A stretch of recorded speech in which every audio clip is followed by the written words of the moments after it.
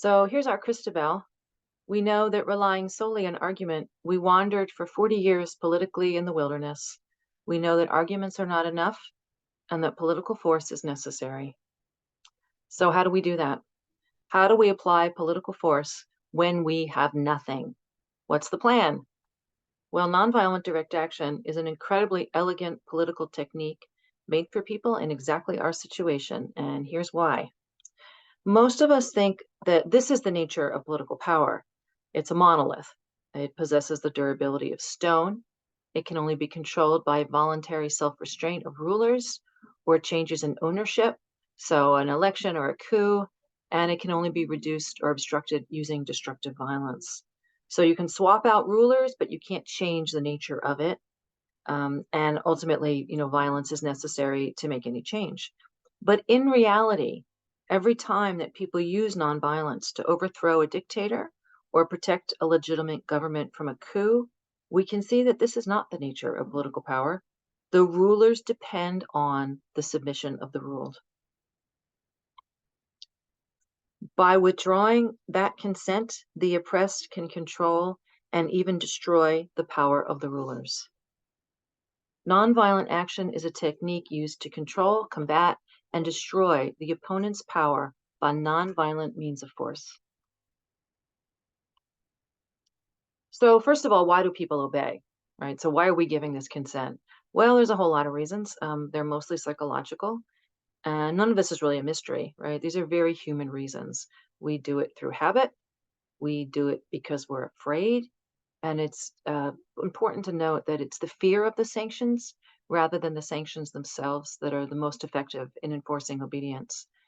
Sometimes people feel a moral obligation.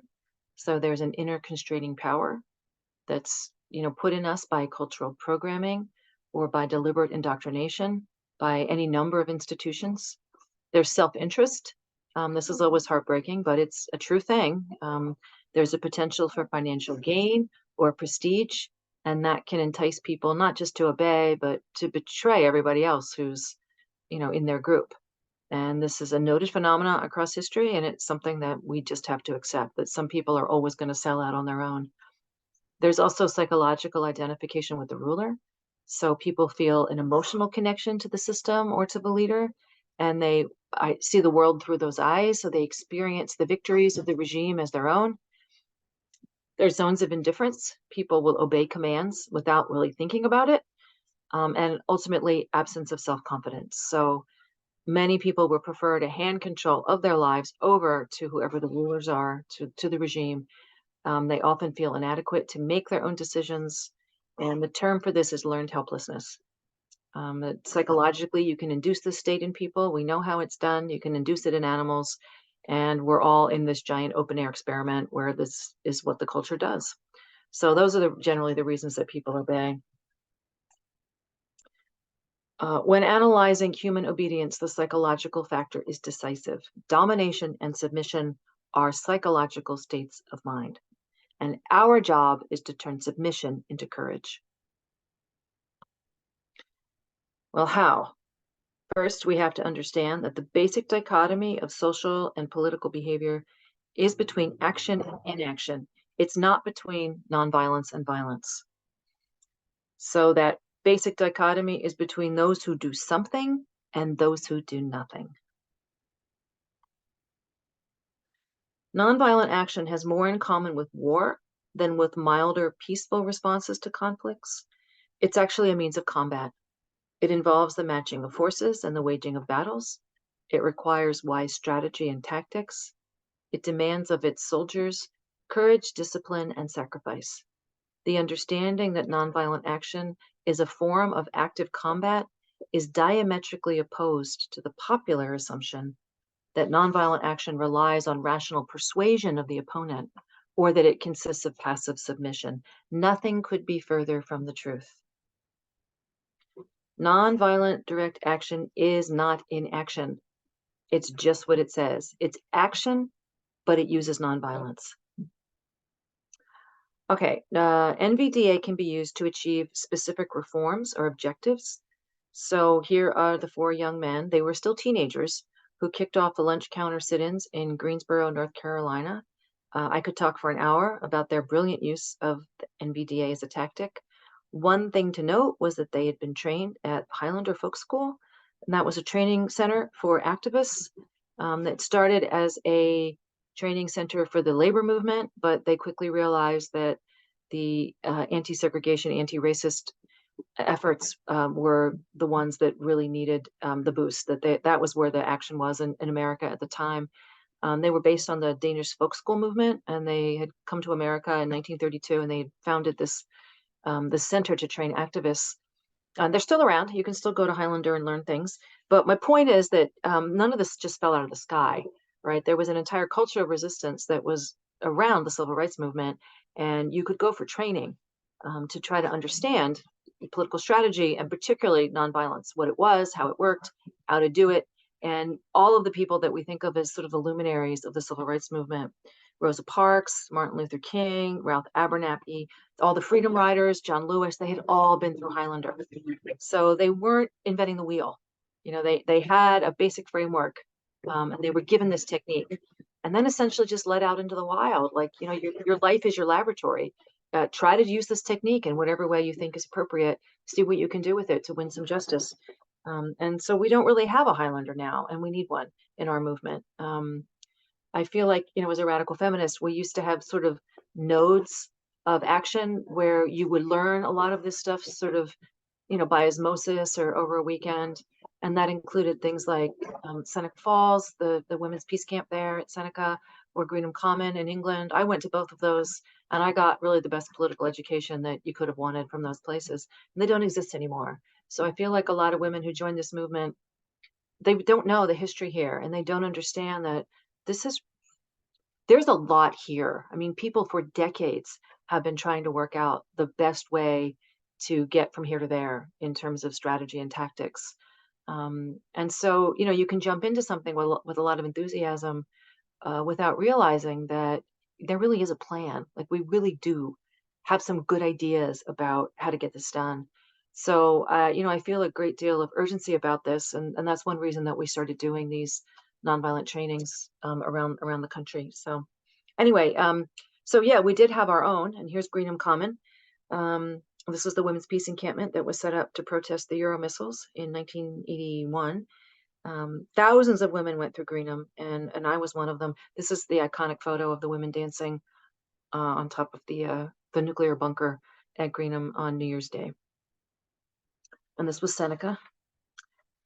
So the missiles were shipped from Seneca in the United States to Greenham, so it made sense to set up the protest camp, the sister camp at Seneca. So those are just two examples, but we had this very committed, thoughtful, and vibrant political movement.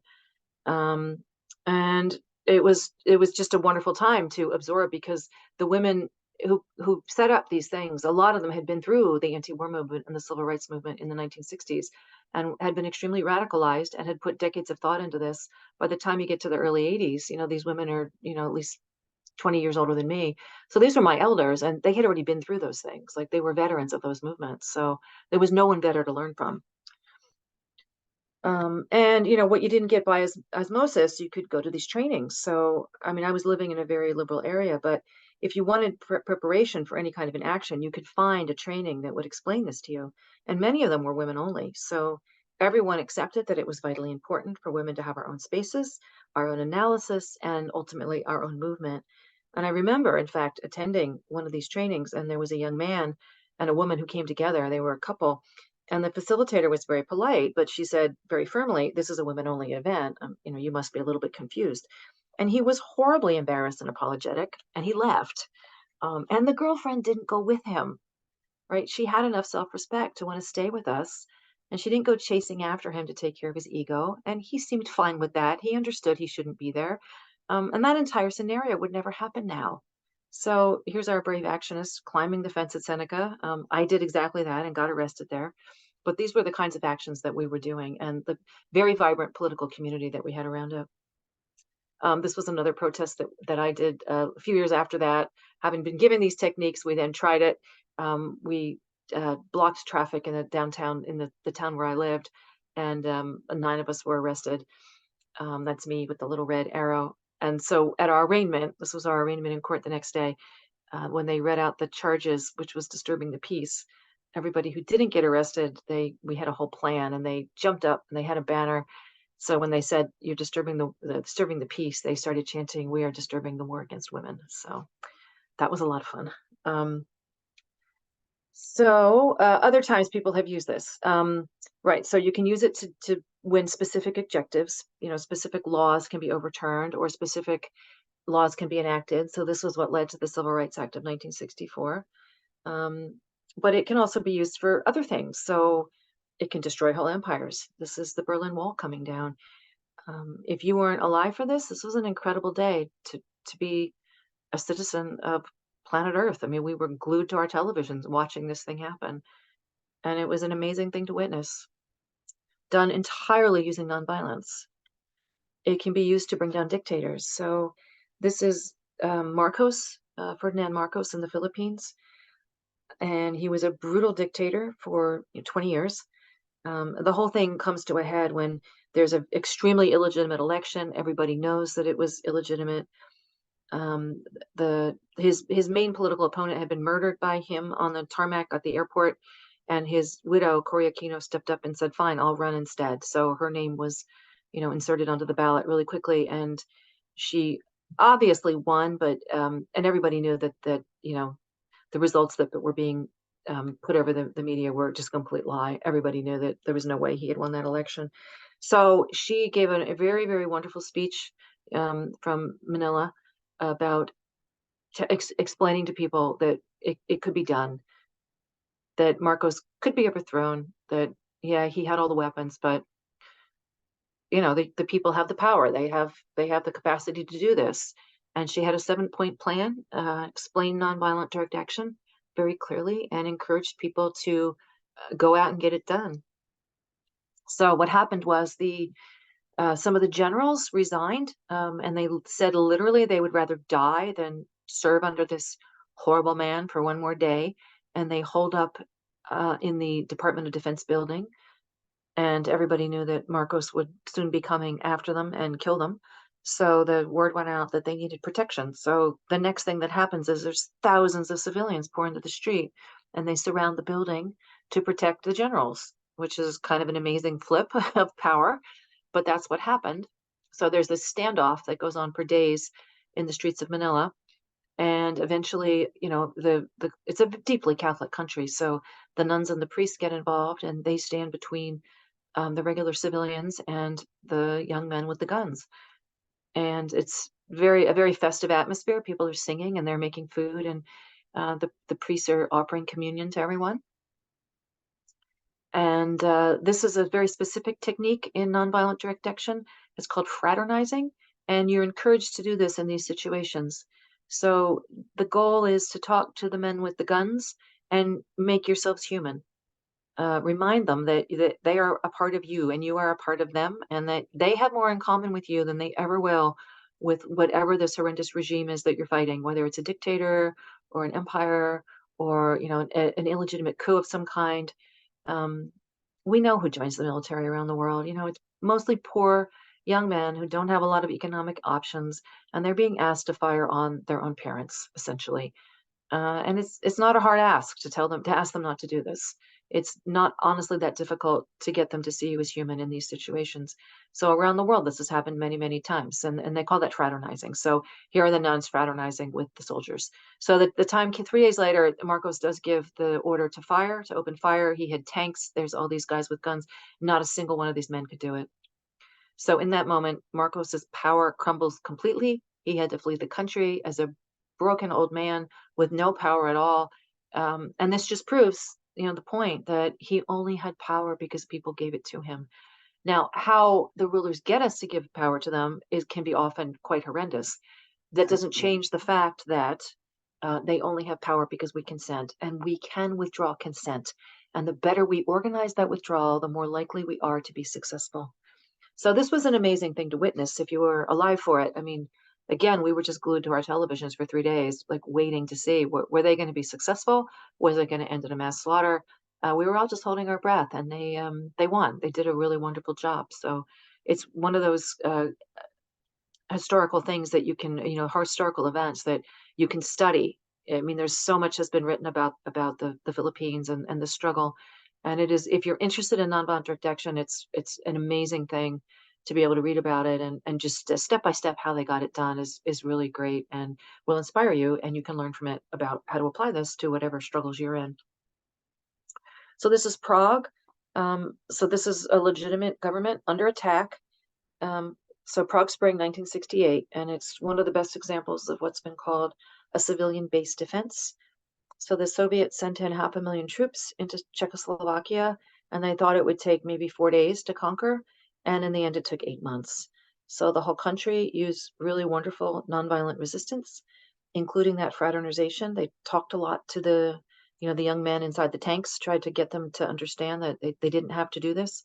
They used sabotage and they used defiance of all kinds. And there's a lot has been written about this one as well. But in the end, they were defeated. They didn't actually have an overarching plan. So a lot of these actions were kind of pop-up actions, and they were organized by the radio stations. So, the call would go out over one of the local stations saying, okay, today we're going to blockade the train station, and everybody would go and do that. But there was not an overarching plan about how they were actually going to get the Soviets out. So without, a real kind of strategic um, like overview of how we were going to do this A to B, it's very hard to do this just as kind of spontaneous pop-ups, and it didn't work. But it's temporary in the scale of things, because 20 years later, in 1989, they did win their independence back from the Soviet Union, and that was called the Velvet Revolution, and it was entirely peaceful. They got their independence back from the crumbling communist regime, so good on them. So nonviolent direct action. It impinges upon an opponent's power more directly than would violence. And that's because nonviolent action is capable of striking at the sources of the ruler's political power. He only has power because we give it to him. Political violence. So this is present in any hierarchical society where status, wealth, and decision-making power are concentrated in an elite willing to use violence to maintain their dominance. This is an example. When a system characterized by structural violence is challenged, the basic nature of the system is clearly revealed. This is the Children's Crusade, launched in Birmingham, Alabama, May 2nd, 1963. The movement had run out of adults who could afford to lose their jobs. What happened if you were a member of any of these resistance groups in the Deep South, as this was heating up? You would not only lose your job, you could lose everything. The bank could call in your mortgage. You would have 30 days to pay off your house. They would call in the loan on your car. You would certainly lose your job, and you would be unhireable where you lived. So everybody who could afford to do that had already done it. And essentially, the civil rights movement had run out of troops, and they were all pretty depressed. Martin Luther King put out another call. Nobody could step forward, and they just didn't know what to do. And somebody had the bright idea of, well, maybe the kids. So the high school students and the junior high school students proved to be more than willing to try this. Martin Luther King was very, leery of it. He thought he wasn't sure about the morals of using children to do this. But some of the other leaders of the movement said, we got to do what we got to use what we got. And what we have are these teenagers, and they want to get it done. So they went ahead, and it in fact was quite successful. So the stated purpose was to have a march. So the kids were going to march from a central park downtown to the mayor's office and talk to him about segregation. But the strategic goal is different. And this is a quote: the goal, get a reaction from the racist officials that would not only spotlight the injustice of the South, but gain national attention and support. So the goal is different. The goal was not to get safely from point A to point B. The goal was not to stay safe. The goal was to get a reaction from the racist officials that would make the structural violence visible. And this is how nonviolent direct action works. That is the exact fulcrum, is right there. So ultimately, the local police and the fire department were told to use violence. So images of children being blasted by fire hoses, clubbed by police officers, and attacked by police dogs appeared on television the world over, and people were outraged. It was, in fact, President Kennedy himself was incredibly disturbed by seeing these images. Half of everybody alive in America saw some of these photographs. So it was very successful in getting the word out. But the children had to be incredibly courageous to do this. Not one of them broke their nonviolent discipline, which is a hard thing to do under this circumstance. The force from those fire hoses, it took the bark off trees. It took the scalp, the back of their scalps were ripped off their heads. They endured a lot of suffering to do this. So the crusade ended after intervention from the Justice Department. So the Justice Department had to get involved. So it forced the hand of the federal government to finally take a stand on civil rights. And this was ultimately what led to the Civil Rights Act of 1964. So you put yourself in danger on purpose. That's how the technique works. It requires incredible courage and potential sacrifice. So it is not for everybody, but you make the violence visible. The violence is already there. It's the actionist's task to let the public see it. Nonviolent action strips the sanctity from the law and compels the application of sanctions, thus converting domination to naked force. The violence on which the system depends is revealed in unmistakable terms. The nonviolent challenge has not created the violence, but instead revealed it. Another example brought to you by the suffrage movement, the violence was there. The women made it visible. A great deal of courage and sacrifice are often required to make nonviolent direct action work. Some of these women never recovered from what was done to them in force feeding. They had health problems for the rest of their lives. And obviously, it's just sheer torture to have to undergo it. So Gene Sharp, who was the foremost theorist on nonviolent direct action, he called this political jujitsu. By forcing the system to react with violence, the actionists, they do these four things. They alienate the regime from its supporters. They promote greater solidarity and resistance within the subordinate group. They arouse the opinion of third parties against the regime, and they demonstrate that not even violent repression can compel submission. Nonviolent direct action has also been used to stop civil wars. This is Liberia, and the women there did a very successful resistance movement, and they completely stopped the civil war. The country had been wrecked for a decade by an immensely brutal civil war. Some of the things that I've heard about Liberia, even for somebody who's fairly hardened to these kinds of atrocities, it's unbearable stuff. And the women had just had enough. And they sat down at the kitchen table one day and said, we're going to get this done.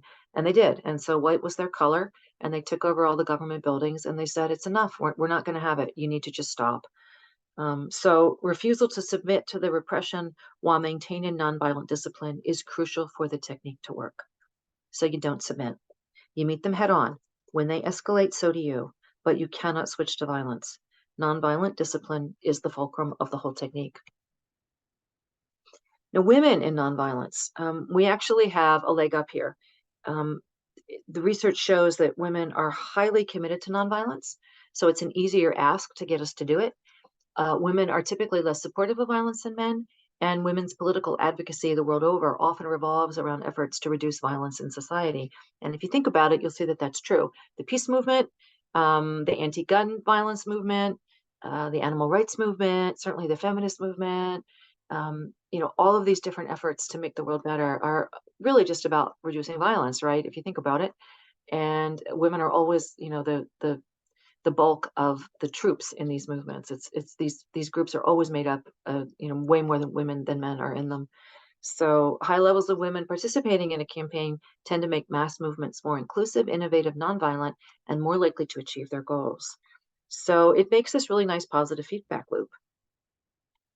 The more that women are in these movements, the more likely they are to be successful. And the more successful movements are, the more likely people are to join them. And the more people join them, the more likely you are to be successful. So for once, it's again a really positive feedback loop. So this is Iran. And here's this woman, Zoe, saying the exact same thing, that movements with more women are more likely to lead to defections among both members and supporters of a regime, because women bring more legitimacy and sympathy to the resistance movement.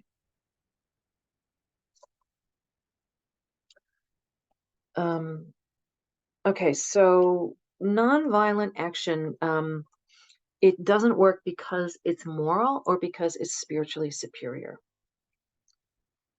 It works because it exposes the violence and demystifies power. It breaks through the psychology of the oppressed and ultimately removes the support, that consent on which the powerful depend. And here's Posey Parker, Kelly J. Keene, kind of in living color, showing us exactly how it's done. This is the dynamics of nonviolent direct action in living color. She's a 5'0" mother of 4, nearly trampled to death by a screaming mob in New Zealand. Everyone who saw it peaked. So here we have the stated goal and then the strategic goal. The stated goal is let women speak, right? That's the name of her group. Um, and her strategic goal is to let the world see that these authoritarian misogynist men will do anything to get their way, and she has very successfully shown just how awful they are and has been very brave in the doing of this. So everyone who saw that video of her being surrounded by that mob peaked, what we call peaked. They understood exactly how bad this was. There were calls to boycott New Zealand's wine, their lamb, and in fact, their entire country. There were people who canceled vacations to New Zealand. Their tourism board was flooded with angry messages. And so here it is. She sets a trap for authoritarian quasi-religious cult members to show their hatred and aggression. Now the world sees. So that's the strategic goal. So she did a great job. She did all 4 of these things. She alienated the regime from its supporters. So lots of people who thought they were on the other side of this saw what happened to her and hit the brakes and had to realize that it was time for a rethink. It certainly promoted greater solidarity and resistance within women, the feminist groups who are trying to fight this.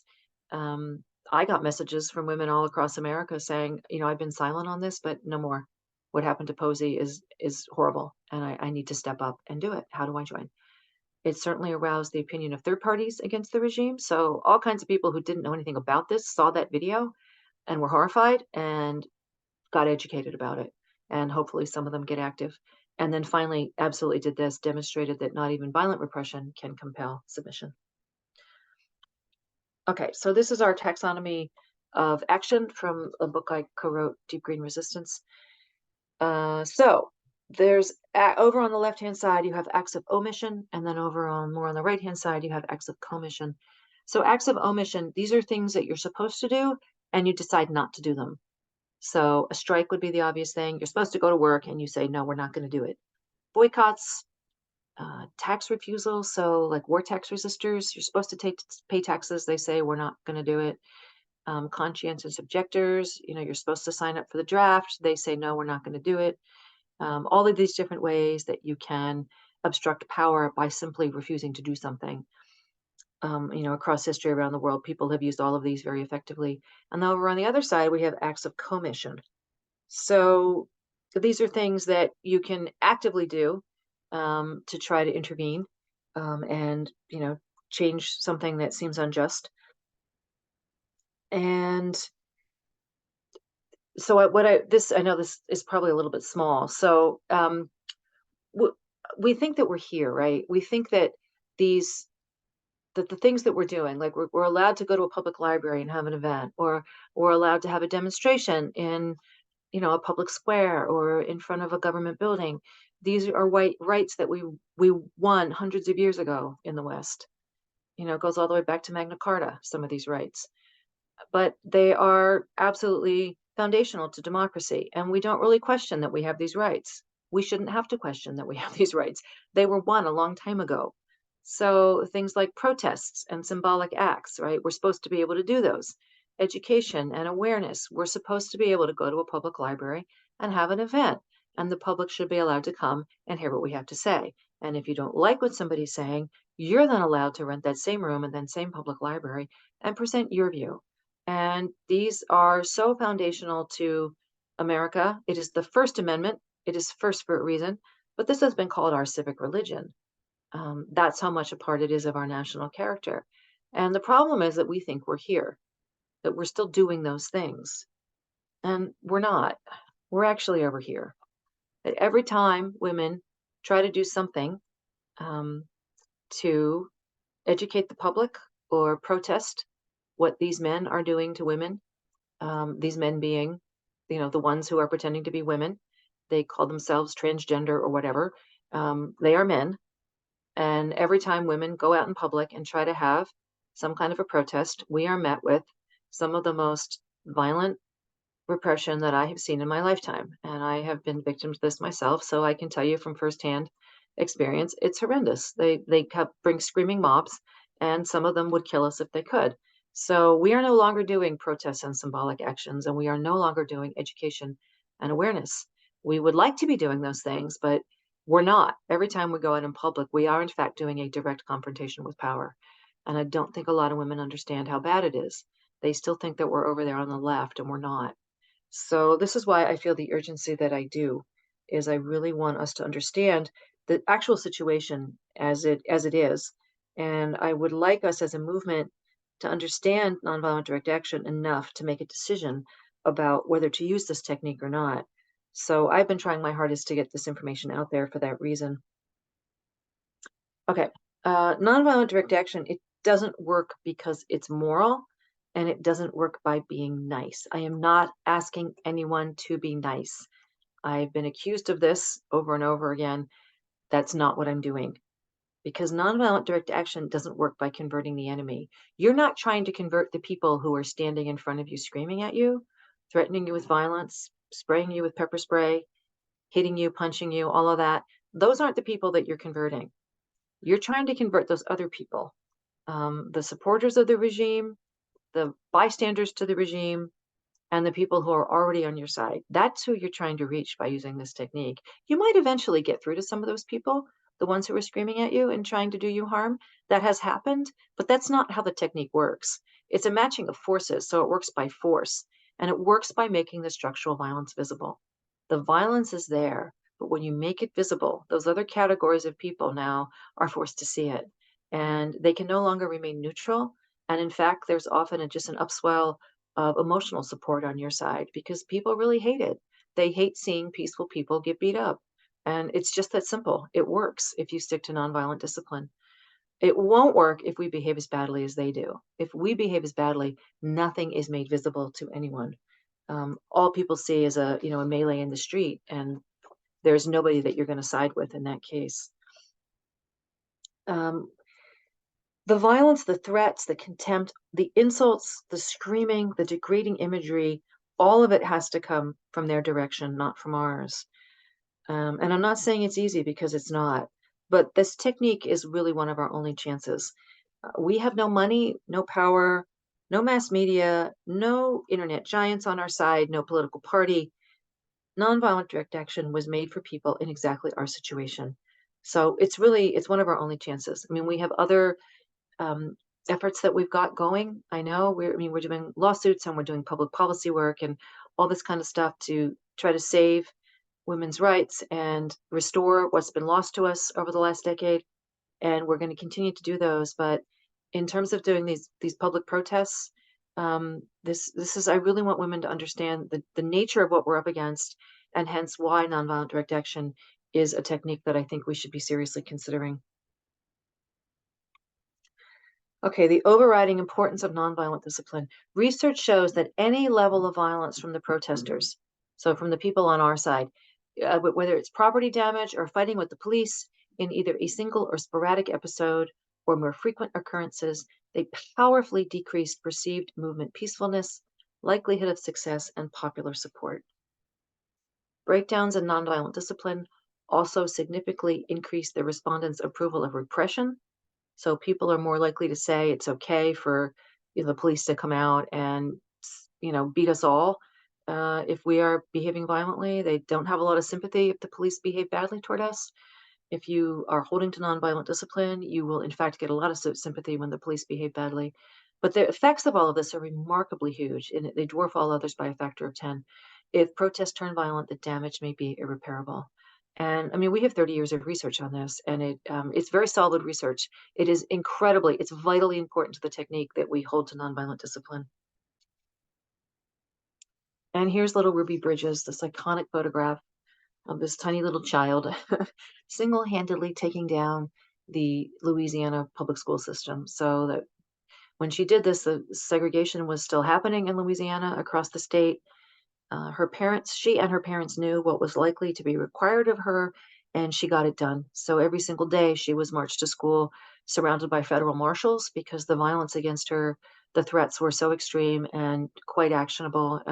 If you turned the camera around, you would see just a screaming mob of white people wanting to tear this child limb from limb. It's absolutely terrifying what happened to her. And she paid a price. Um, it required tremendous sacrifice from her, but freedom isn't free. It requires tremendous sacrifice because it's a war. You have to go in armed, not with physical weapons, but with emotional readiness and a strong determination to stay calm, respectful, and courageous no matter what they bring. And she did that, age 6 years old. So, radical feminists, we have our own pledge of nonviolence that we're hoping that women will at least look at. That includes Wolf, my organization, and also WDI and WDI USA, who is the group that's been putting on trainings around the country.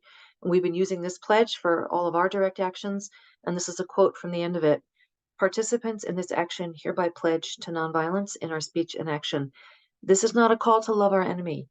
It is a call to fight him with the best weapon we have, his own violence. We will let the world see these men for who they are. We will bring our righteous rage, our love for women and girls, and our unbreakable determination and turn them to the only strategy that can win us justice. Okay, so a few myths. Nonviolent direct action is passivity. Look, action is in the title. There's nothing passive about confronting power. It requires an incredible amount of fortitude and stalwart bravery, and also strategy. So, literally nothing passive. It's right there, NVDA. The A is for action. It's action that uses no physical force. That's all. It uses other kinds of force, economic force, political force, emotional force, but it just doesn't use physical force. Nonviolent direct action is Christian. Um, this is a tremendous myth that I hear all the time, but millions of people from a multitude of cultures and backgrounds have successfully used this technique.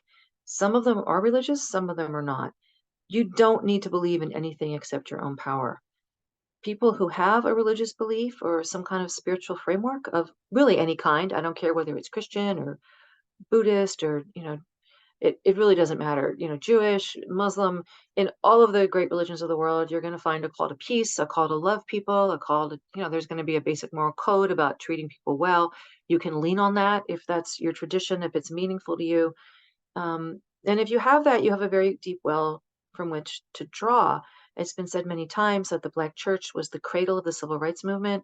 You can see why this would be true. They took the myths from some of the Old Testament stories and the New Testament story of Jesus, and they create their own culture of resistance around that. So, the whole, leading my people out of slavery is obviously is going to have deep resonance.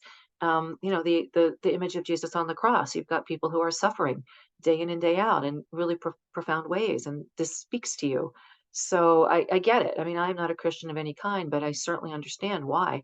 And there's the whole prophetic tradition. So you've got, all of the main speakers of the civil rights movement, and also the anti-apartheid struggle in South Africa, all came from Christian churches, and it provides that prophetic voice. So I get it. I understand why this is important to people, but you don't have to be from a religious background to make this technique work. Plenty of incredibly secular people have gotten this done. So the only thing that you have to believe in at the end of the day is your own power and the power of the people around you. What about self-defense? Well, this is a really important question. Every living creature has a right to defend itself. That's precisely what gives this technique its power. That's why it works, because what you're saying is, I'm not going to defend myself here and now. What I'm defending is my people as a whole. You lay down that right on purpose and you put yourself in danger, and you let the world see the violence. You let the violence in the system be made very visible to everyone. That's how it works. So what you say is, I'm doing this. I'm going to make that violence visible, and I'm going to match that violence with my basic demand for civil and human rights. So you're not going to let the oppressors show, um, anything but their own horribleness, right? That they are inhumane, that they are hateful. and I'm going to remain calm and with this very reasonable demand for something basic like the right to vote. And I'm going to show that I'm brave and that they are a bunch of cowards. I'm going to show that no matter what they do to us, we don't break, and that truth and justice are on our side, not theirs. So this is an actual photograph of a suffragette being force fed, as just sheer torture what these women went through, and they did it again and again and again because they wanted to make the violence visible. So you demonstrate that not even violent repression can compel submission, and they did that. They did it very successfully. So the whole country was outraged as this was going on. So they were very brave women. So the actionists do this to make the violence visible. The violence is already there. This is a point that you have to understand. It's there. It's in any hierarchical system. It is always backed up by violence. You don't necessarily see it every day, but you know that it's there. So this is not for everyone. And I completely understand that. If it's not for you, that's great. You do the thing that you think is effective. There's a million and one ways to change the world. Please do the thing that you know you can do, that requires the courage that you have, the kind of courage that you have, and get that thing done. But I think that nonviolent direct action is made for people precisely in the situation that women are in right now. And I want more of us to understand it so that we can make a decision about whether to use it. It is an incredibly elegant technique for people who have nothing but courage. And I know we have courage. Okay, are you telling me not to be angry? No, nonviolent direct action is not an emotion. What you feel is immaterial to the success of the technique. What it does require is emotional discipline. So the actionists have to commit to remain calm in the face of tremendous pressure, threat, and danger. Not everybody can do that. Not everybody wants to do that. And again, that's fine. Do the thing that you think will be effective. And lay your theory of action on the table so we can talk about it. Nonviolence doesn't always work. It's absolutely correct. There is no guarantee that this will win the day. Tiananmen Square was heartbreaking, but just like any military campaign, nonviolent requires some pretty serious things. It requires capacity building. It requires trained and committed soldiers. It requires long-range strategy, and it requires short-range campaigns. And at the end of the day, what it really requires is excellent target selection. But there's still no guarantee. So I hope I have conveyed the general outline of this technique. Our movement too needs a plan, and this is my offering. So as ever, we are going to end with Andrea. Feminism requires precisely what patriarchy destroys in women: unimpeachable bravery in confronting male power.